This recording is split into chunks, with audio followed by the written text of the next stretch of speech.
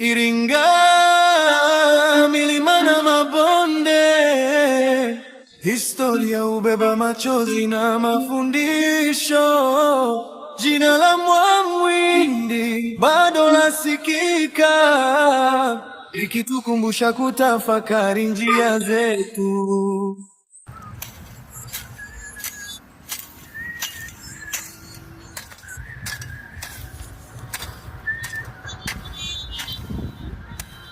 Mkulima wa kawaida, jembe mkononi, akitafuta kesho njema kwa jasho lake.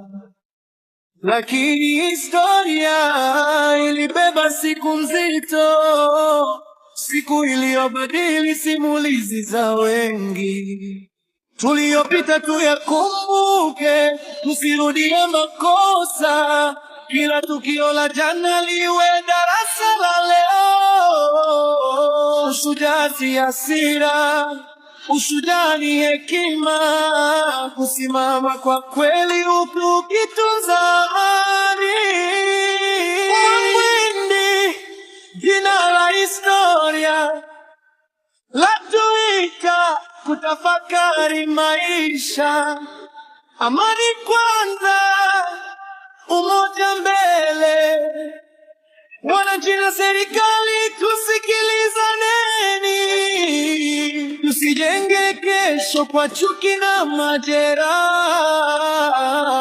bali kwa haki, mazungumzo na upendo. Maisha sana na serikali yenu ya uongo.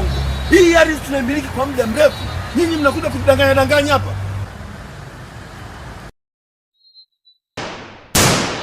Historia ina sauti isiyoonekana, kutufundisha thamani ya kusikilizana.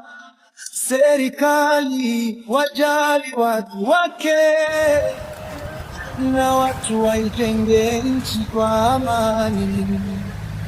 Mashujaa wa kweli huacha mafundisho, kwamba nguvu ya taifa ni umoja wake. Tukumbuke yaliyopita kwa heshima, lakini tuchague njia ya amani. Mwamwindi, jina la historia, kioo cha kutazama tulikotoka. Amani kwanza, haki mbele. Watoto wetu warithi taifa lenye upendo. Tusikumbuke kwa hasira peke yake, tukumbuke kwa somo la kujenga.